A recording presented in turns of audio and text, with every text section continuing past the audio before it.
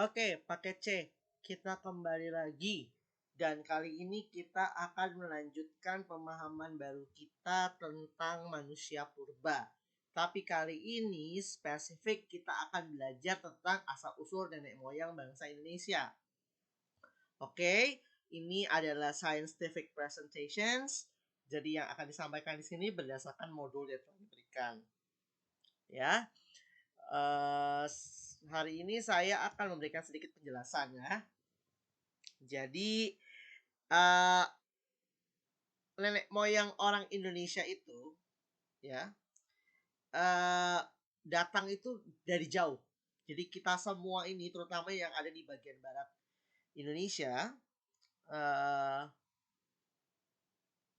itu datang dari satu tempat. Kalau pernah ada yang dengar teori bahwa semua nenek moyang kita tuh datang dari Afrika, lalu menyebar ke Asia, ke Amerika dan ke tempat yang lain, ya salah satunya adalah ke Asia, ya.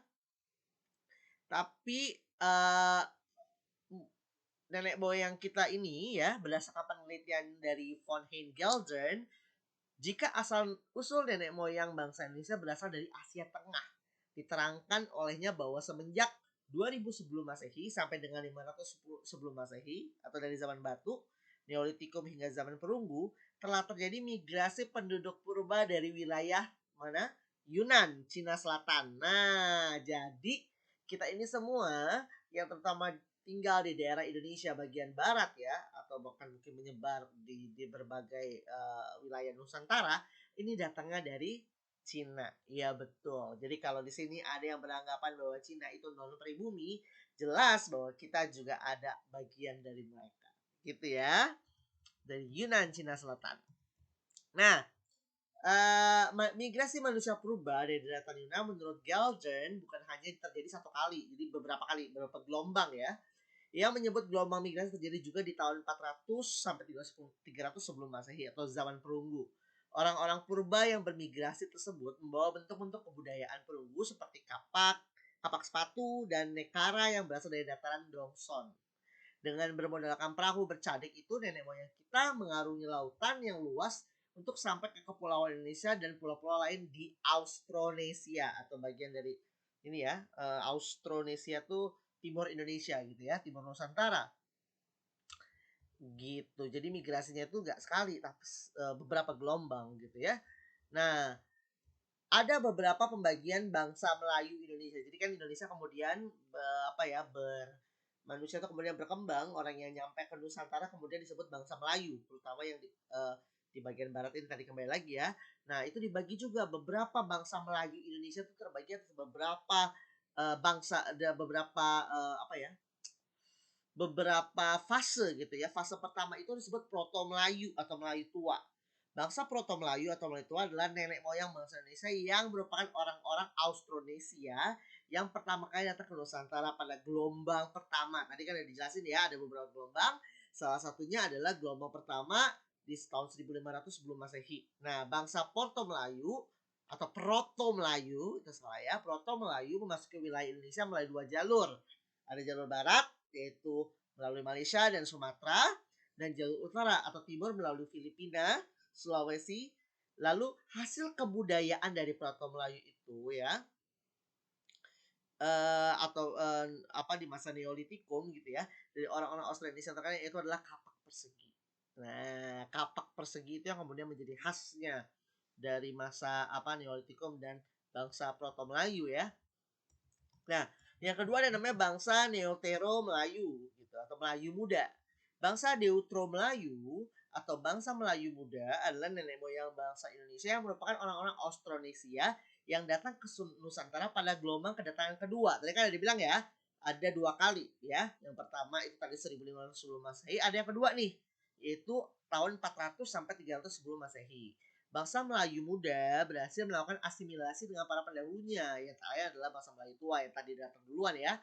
Mereka sudah berhasil membuat barang-barang dari perunggu dan besi, di mana beberapa di antaranya antara lain seperti kapak sepatu, kapak corong, dan nekara, serta menhir, dolmen, sarkofagus itu kubur batu ya, dan punden berundak-undak. Nah, itu yang kalau kemudian berundak-undak itu kemudian menjadi khas sekali dalam bangunan-bangunan candi itu ya yang berundak gitu. Nah, itu salah satu peninggalan dari masa Deutero Melayu ketika bangsa Deutero Melayu kemudian berasimilasi dengan Proto Melayu. Nah, suku bangsa Indonesia saat ini yang termasuk keturunan bangsa Melayu Buddha adalah suku Jawa, Melayu, dan Bugis. Ya. Nah, ada juga yang namanya suku primitif. Nah, sebelum kelompok bangsa Austronesia masuk wilayah Nusantara, sudah ada beberapa kelompok manusia purba yang sudah lebih dahulu menempati wilayah tersebut. Seperti manusia Pleistocene, kehidupan manusia purba. Ini selalu berpindah ke tempat dengan kemampuan yang sangat terbatas. Demikian juga dengan kebudayaan sehingga bercorak kehidupan manusia purba ini tidak dapat diikuti oleh kecuali beberapa aspek saja. Itu kita kalau kita ingat tuh minggu lalu kita udah ngomongin soal manusia yang nomaden atau berubah ya, berpindah-pindah tempat. Kalau ada suku Wedoid, nah suku Wedoid hingga kini masih ada dan dapat kita temukan mereka hidup meramu dan mengumpulkan makanan. Nah, ini masa meramu dan meramu makanan nih, mengumpulkan lalu meramu. Nah, suku Sakai di Siak dan suku Kubu di perbatasan Jambi dan Palembang ada dua contoh peninggalan suku Wedoid ya. Masih ada sampai sekarang tuh. Ada suku Negroid di Indonesia sudah tidak terdapat lagi sisa kehidupan suku Negroid. Namun di pedalaman Malaysia dan Filipina keturunan suku ini rupanya masih ada, yaitu suku Semang di semenanjung Malaysia dan suku Negrito di Filipina merupakan bukti nyata dari suku Negroid yang masih tersisa sampai sekarang. Nah, kemarin kita udah bicara ya tentang kebudayaan zaman praaksara. Jadi ketika aksara belum ada, ketika tulisan ABCD atau hieroglif belum ada, disebut praaksara, belum ada aksara gitu ya. Sebagian zaman praaksara berdasarkan arkeologi yang merupakan ilmu perbubakalaan. Makanya sebenarnya ilmu ini tuh tidak masuk dalam ilmu sejarah karena ilmu sejarah tuh harusnya masuknya pada masa sebelum maksudnya sesudah Masehi harusnya gitu ya. Jadi setelah Masehi jadi bukan lagi masa purba. Jadi ini masuknya sebenarnya harusnya kategorinya kalau kita belajar sejarah ya, kita itu belajar tentang sejarah yang lebih modern, manusia modern. Tapi memang sekarang itu kan belum terbagi. Tapi nanti ketika kuliah kalian akan ada jurusan sejarah, ilmu sejarah, ada jurusan namanya arkeologi. Nah, arkeologi pun kan tentang benda-benda bersejarah, tapi juga belajar khusus tentang benda-benda yang berdatang dari masa purba. Nah, kurang lebih seperti itu. Nah, zaman kita juga terbagi atas beberapa zaman nih. Ada yang namanya zaman batu atau zaman batu tua. Nah, zaman batu itu yang pertama itu zaman batu tua atau Paleolitikum. Disebut demikian sebab ala-ala batu buatan manusia masih dikerjakan secara kasar, tidak diasah atau dipolis. Apabila dipolis itu maksudnya diperhalus ya. Apabila dilihat dari sudut mata pencariannya, periode ini disebut masa food gathering, mengumpulkan makanan. Manusia masih hidup secara nomaden, masih pindah-pindah. Lalu belum tahu caranya bercocok tanam, jadi masih metik-metik dari mana-mana, dari hutan, dari biasa hutan ya pasti ya, dari hutan ada pohon dicabut bisa dimakan gitu. Jadi gak bisa apa istilahnya kalau sekarang itu um, tidak bisa berkelanjutan gitu ya. Nah, makanya kalau udah gak ada makanan habis dia akan pindah gitu. Lalu terdapat dua kebudayaan yang merupakan patokan zaman ini, yaitu budaya Pacitan, bangsanya namanya Pithecanthropus. Kalau udah pernah dengar ya, Pithecanthropus tuh nama ininya apa? Nama manusianya. Lalu ada kebudayaan Ngandong, Blora, Homo tuh berarti manusia yang sudah manusia modern ya, manusia sudah hampir sempurna. Ada Homo wajakensis dan Homo soloensis. Alat yang dihasilkan terang kapak ngam, perimbas, lalu gelombang chopper. Kalau kita lihat foto di samping itu kan masih ini ya, bentukannya masih kasar gitu, nggak seperti diapa-apain gitu kan. Lalu setelah zaman batu ada zaman batu tengah. Nah, ciri zaman Mesolitikum itu adalah nomaden, masih food gathering. Lalu alat-alat yang dihasilkan nyaris sama dengan zaman Paleolitikum, belum berubah banget. Masih batu-batu yang kasar, ditemukan bukit-bukit kerang di pinggir pantai yang disebut kejoken. Zaman Mesolitikum antara lain kapak genggam, ada kapak pendek, ada pipisan, dan kapak-kapak dari batu kali yang dibelah. Alat-alat di atas banyak ditemukan di daerah Sumatera, Jawa, Kalimantan, Sulawesi, Flores, ya di daerah-daerah timur juga. Nah, alat-alat kebudayaan Mesolitikum yang ditemukan di Gua Lawa, Sampung, Jawa Timur yang disebut Abris Sausroche antara lain flekes atau alat serpi, ujung mata panah, pipisan kapak persegi dan alat-alat dari tulang. Tiga bagian penting kebudayaan Mesolitikum adalah pebble culture atau alat kebudayaan kapak genggam dari kejokan Mondinger.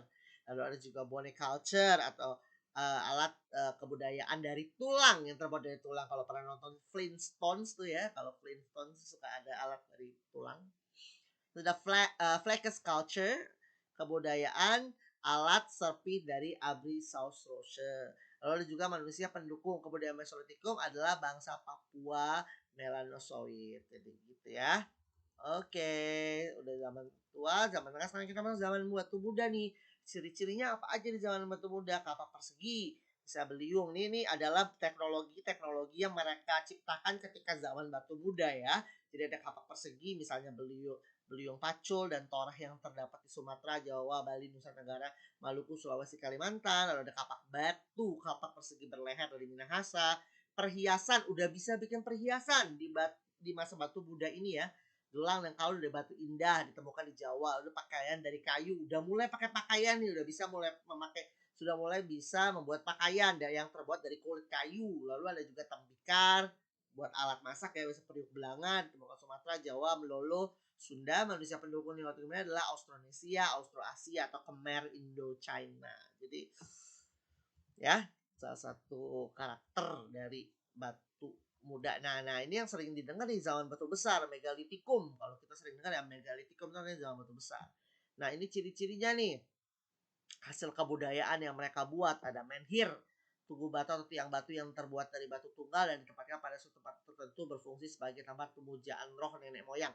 Mulai mengenal kepercayaan, mulai menyembah nenek moyang. Di zaman batu besar, orang-orangnya sudah mulai berdoa dan mulai memiliki kepercayaan. Nah, ditemukan di Sumatera, Sulawesi Tengah, Kalimantan. Lalu dolmen, meja batu tempat untuk meletakkan sesaji yang akan disembah kepada roh nenek moyang. Nah ini udah mulai ya. Di bawah dolmen biasanya terdapat kubur batu di Sumatera Barat, Sumbawa. Sarkofagus, nah ini peti jenazah, sudah mulai mengenal bagaimana caranya menguburkan orang yang meninggal gitu ya. Dan sarkofagus ini banyak ditemukan di Bali dan sering dianggap suatu tempat yang keramat gitu ya. Lalu kubur batu peti jenazah yang terdiri dari lempengan batu pipi ditemukan di daerah Kuningan, Jawa Barat. Punden berundak bangunan suci, tempat memuja roh nenek moyang yang dibuat dengan bentuk petikat-tikat ditemukan di daerah Lebak Cibeduk, Banten. Dan karakter punden berundak ini kemudian banyak sekali menginspirasi candi-candi. Jadi kalau candi-candi yang sifatnya dia berundak atau ke atas itu biasanya Hindu ya, kalau punden berundak ya karakter. Dan karakternya juga sebenarnya banyak menginspirasi masjid-masjid seperti masjid-masjid di masa Sunan ya, Sunan itu kan banyak yang bentuknya masih asimilasi dengan gaya Hindu sebenarnya, gaya arsitekturnya gitu ya. Lalu ada waruga, kubur batu yang berbentuk kubus dan terbuat dari batu utuh, temukan di Sulawesi Tengah dan Utara. Arca, nah ini patung-patung ini kemudian banyak biasanya masyarakat yang sudah beragama Hindu dibedakan menggunakan arca, seperti kalau kita arca di Borobudur. Lalu ada namanya zaman logam. Pada zaman logam orang sudah dapat membuat alat dari logam. Di samping alat-alat dari batu, orang sudah mengenal teknik melebur logam, mencetaknya menjadi alat-alat yang diinginkan. Teknik membuat alat logam dan ada dua macam, yaitu dengan cetakan batu dan disebut bivalve, dan dengan cetakan tanah, liat dan lilin yang disebut Achille Perdue. Kelebihan teknik bivalve dan Achille Perdue adalah dapat digunakan berkali-kali. Nah, zaman logam itu terbagi dua juga nih. Ada yang namanya zaman perunggu. Pada zaman perunggu itu disebutkan zaman kebudayaan Dongson Tonkin Cina atau pusat kebudayaan. Ini manusia purba sudah dapat mencampur tembaga dengan timah dengan perbandingan 3:10 sehingga diperoleh logam yang lebih keras. Alatnya apa aja yang dibuat oleh mereka? Ada namanya kapak corong atau kapak perunggu, termasuk golongan alat berkakas ditemukan di Sumatera Selatan, Jawa, Bali, Sulawesi, Kepulauan Selayar, Irian Selatan, Papua ya.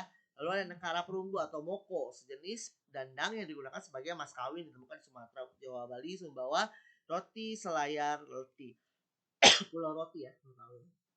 Lalu ada bejana perunggu ditemukan di Madura dan Sumatera.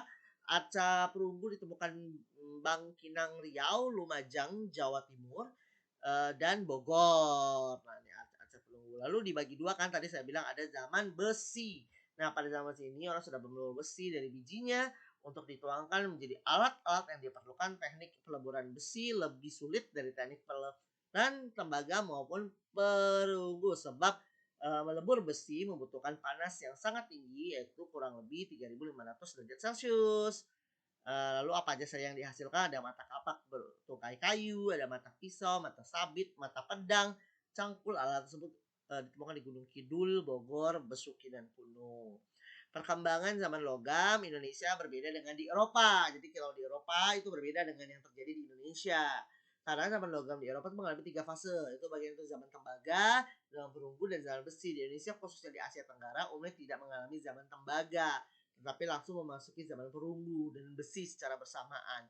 Dan hasil temuan yang lebih dominan adalah alat-alat dari perunggu sehingga zaman logam disebut juga zaman perunggu. Kurang lebih seperti itu.